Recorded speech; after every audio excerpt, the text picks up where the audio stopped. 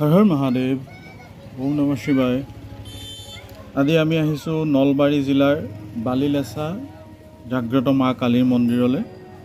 এয়া বালিলেছা কালী মন্দিৰৰ সমীপৰ তোৰণ, আৰু এই তোৰণৰ তলেদিয়ে মাৰ মন্দিৰলৈ সোমাই যাব লগা হয়। এয়া মূল পথ, কাষত এয়া ৰংগমঞ্চ আছে, তাৰ সিফালে এটা বিবাহ ভৱন আছে। বিভিন্ন ভক্তৰ স্ৰোত এই মন্দিৰত দেখা যায়। বিশেষকৈ শনি আৰু মঙ্গলবাৰে এই মন্দিৰত ভক্তৰ ভিৰ অধিক হয় বুলি আমাক জানিবলৈ দিছে। এই মন্দিৰ জনশ্ৰুতি মতে আহোম স্বৰ্গদেউ শিৱসিংহৰ দিনত নিৰ্মাণ কৰা হয়, যিটো 1718 পৰা 1744 খ্ৰীষ্টাব্দৰ ভিতৰৰ এই মন্দিৰ। মন্দিৰৰ এয়া অলপ দোকান পোহাৰো আছে, মেলা আছে, আপোনালোকক দেখুৱাইছোঁ। যথেষ্ট গৰম, অসমীয়া ভাজা খাই বৰ মজা, জাতীয়তাবাদী সোৱাদৰ এখন বাৰে মিছল চানাৰ দোকান। এই মন্দিৰৰ ভিতৰ অংশ, মন্দিৰত সদায়ে বলি হয়, প্ৰচুৰ পৰিমাণে বলি হয়। এয়া বলিশাল, ভক্ত বহিবৰ বাবে মন্দিৰৰ সন্মুখত এটি গৃহ নিৰ্মাণ আছে। সেয়া মন্দিৰৰ মূল পীঠস্থান। এয়া নতুনকৈ নিৰ্মাণ কৰা শিৱ মন্দিৰ। এই বালিলেছা কালী মন্দিৰত 18 ইঞ্চি ওখ মা কালীৰ অষ্টধাতুৰ মূৰ্তি আছে।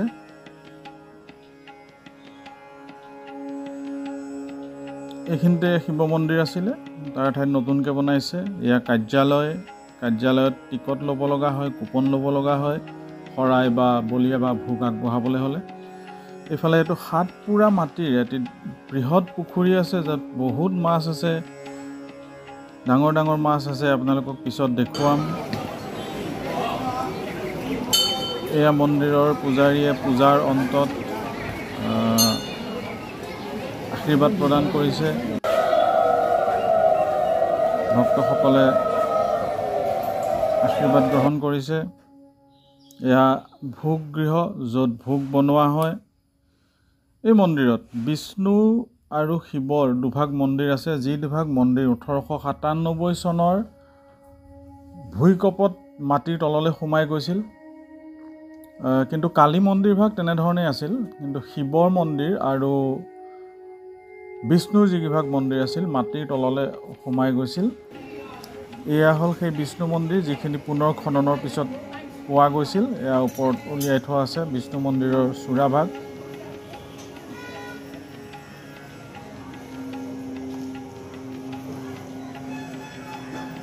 ইয়াতে ভোগ বনোৱা হয়। এয়া মূল মন্দিৰৰ গৰ্ভগৃহ, মা কালীৰ য'ত মূৰ্তি আছে, পূজাৰীয়ে পূজা কৰি আছে। এয়া সেই বিষ্ণু মন্দিৰ, যিভাগ মাটিৰ তলত সোমাই আছিল। অৰ্থাৎ মাটিৰ তলত এতিয়াও বহুত মন্দিৰৰ অন্যান্য ভগ্নাৱশেষ পোৱা যাব। ডাঙৰ কথাটো হ'ল যে যিভাগ শিৱ মন্দিৰ আছে, শিৱ মন্দিৰভাগ আপোনালোকক দেখুৱাম। ভক্তসকলে নিজৰ মনোবাঞ্ছা পূৰণৰ বাবে ধূপ চাকি জ্বলাই মাৰ ওচৰত আশীষ বিচাৰিছে।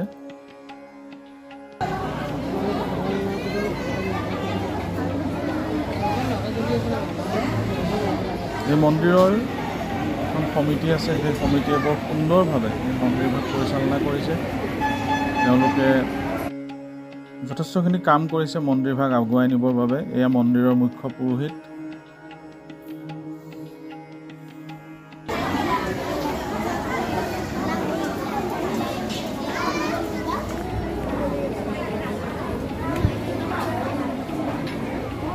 ভক্তসকলে আহিছে, আপোনালোকে দেখিবলৈ পাইছে। এইভাগেই হ'ল সেই শিৱ মন্দিৰভাগ, যিভাগ মাটিৰ তললৈ বহি গৈছিল। মাত্ৰ ওপৰৰ চূড়াভাগহে আছে মন্দিৰৰ, আপোনালোকে দেখিবলৈ পাব। সম্পূৰ্ণৰূপে মই দেখুৱাইছোঁ ভিডিঅ'টোত। যিভাগ শিৱ মন্দিৰ মাটিৰ তললৈ বহি গৈছিল, অৰ্থাৎ সেই মাটিখিনি কিন্তু কোনো ধৰণৰ খনন কাৰ্য চলোৱা হোৱা নাই বা খনন কাৰ্য চলাবলৈ বিচৰা নাই। তেনেকুৱা ধৰণৰ কিছু আৰ্কিঅ'লজি ডিপাৰ্টমেণ্টৰ লগত তেওঁলোকৰ বুজাবুজি মতে, কাৰণ তাৰ তলত সম্পূৰ্ণৰূপে বাবাৰ যি পুৰণা প্ৰাচীন মন্দিৰ আছিল, বা লিংগ আছিল বা শিৱৰ মূৰ্তি আছিল যি আছিল সেয়া কিন্তু মাটিৰ তলত সোমাই আছে, মাটিৰ তলত বিলীন হৈ আছে। অকল চূড়াভাগহে ওলাই আছে। আপোনালোকে দেখিবলৈ পাইছে, দেখুৱাম মই। সমান ওখৰ আছিলে সেইভাগ কালী মন্দিৰৰ চূড়া আপোনালোকে দেখিবলৈ পাইছে, লগতে লাগি আছে। এই কালী মন্দিৰৰ চূড়া আৰু শিৱ মন্দিৰৰ চূড়া সমান ওখ আছিলে, সেয়া দেখিছেনে? কিন্তু ভূমিকম্পত এই মন্দিৰভাগ তললৈ সোমাই গ'ল। গতিকে আৰু সেই মন্দিৰৰ তলত এতিয়াও বিভিন্ন ধৰণৰ মূৰ্তি বা শিৱলিংগ আদি হয়তো তাত ওলাব। এই পুখুৰী, বিশাল পুখুৰী, বহুত মাছ আছে ইয়াত। মাছবিলাকক আখৈ খাবলৈ দিয়া হয়। আখৈ খাবলৈ দিলে মাছবোৰ ওলাই আহে আৰু আখৈ খাই আপোনালোকক দেখুৱাইছোঁ। বহুত ডাঙৰ ডাঙৰ মাছ আছে ইয়াত, কাছও আছে বুলি কয়। আৰু এই পুখুৰীৰ লগত জড়িত বহুত কিংবদন্তি শুনিবলৈ পোৱা যায়। এই ছাগলীবিলাক কিছুমানে বলি দিয়ে, কিছুমানে এৰি দিয়ে। সেই এৰি দিয়া ছাগলীবিলাক ভক্তসকলে বিভিন্ন জেগাত বহিছে। এইবিলাক মাছ আপোনালোকে চাওক, আখৈ দিছোঁ খাবলৈ, মাছবিলাক ওলাই আহিছে আখৈ খাবলৈ। বহুত মাছ আছে একেলগে, একেবাৰে ওচৰতে, ধৰিব পৰা দূৰতে থাকে মাছবিলাক, আৰু এতিয়া আখৈ খাবলৈ আহে। আৰু ডাঙৰ ডাঙৰ মাছ, বিশেষকৈ ৰূপচন্দা মাছ ইয়াত বহুত আছে। খুব ভাল লগা পৰিৱেশ। কেতিয়াবা সময় সুবিধা মিলাব পাৰিলে এই মন্দিৰভাগলৈ যাব। যথেষ্ট জাগ্ৰত মন্দিৰ, গৈ খুব ভাল লাগিলে। আমাৰ মাৰ আশীষ পালোঁ, জীৱন ধন্য হ'ল। তেনেকৈ এভাগ মন্দিৰত মূৰ দোৱাবলৈ পোৱাটো আমাৰ বাবে সৌভাগ্যৰ কথা। খুব সুন্দৰকৈ পৰিষ্কাৰ পৰিচ্ছন্নভাৱে মন্দিৰ কৰ্তৃপক্ষই মন্দিৰভাগ পৰিচালনা কৰিছে। এই বিশাল সাতপুৰা মাটিকালিৰে আৱৰি থকা এইটো বিশাল পুখুৰী, ৰজাৰ দিনতে নিৰ্মিত এই পুখুৰী। বৰ জয়াল পুখুৰী। মানুহে ইয়াৰ লগত জড়িত বহুতো কিংবদন্তি আছে বুলি কয়। বহুখিনি মাছ আছে, মাছক আখৈ খাবলৈ দিছোঁ, মাছবিলাক ওলাই আহিছে আখৈ খাবলৈ, খুব ভাল পাইছে। মন্দিৰৰ পূজাৰীৰ লগত আমি কথা বতৰা পাতিলোঁ। মন্দিৰৰ মুখ্য পূজাৰী মন্দিৰভাগৰ বিষয়ে আমি কিছু জানিবৰ আগ্ৰহ কৰাত তেখেতে মন্দিৰৰ বিষয়ে ভালেখিনি কথা আমাক জনালে। সেই বিষয়খিনি ইয়াতে সংলগ্ন কৰিছোঁ। বালিলাচা মন্দিৰৰ ঐতিহ্যৰ বিষয়ে তেখেতে বহুখিনি কথা ক'লে। সৰল সহজ পুৰোহিতজন, মুখ্য পুৰোহিতজন, বৰ ভাল লাগিলে তেখেতক লগ পাই। এয়া তেখেতৰ মুখেৰে শুনক। বালিলাচা কালী মন্দিৰ, আৰু এই মন্দিৰটোত এইটো যাত্ৰী এইবিলাক এনেকুৱা হৈয়ে থাকে সদায়, ইয়াতকৈ বেছিও হয় কমো হয়, আৰু ইয়াতে বলি বিধানটো হৈ থাকে। এইটো দক্ষিণা কালী মন্দিৰ, আৰু এইটো আমি শুনামতে তথ্য নাই নহ'লেও কিন্তু আহোম ৰজাৰ দিনৰ মন্দিৰটো। এই ছাইডৰ মন্দিৰ দুটা বহি গৈছে, এটা শিৱ এটা বিষ্ণু, মাজতো হ'ল মা দক্ষিণা কালী। সেইমতে ভক্তসকল আহি থাকে, আৰু ভক্তসকলে যিটো বিচাৰি আহে প্ৰায় পাৱে। আৰু কাৰোবাৰ মাত নাই বা কাৰোবাৰ ল'ৰা ছোৱালী নাই, সেইটোতো তেওঁ বিশেষকৈ হেৰি কৰে, মানে পাৱেই। গতিকে সেনেকৈ চলি আছে। ভিডিঅ'টো শেষলৈকে চোৱাৰ বাবে বহুত ধন্যবাদ।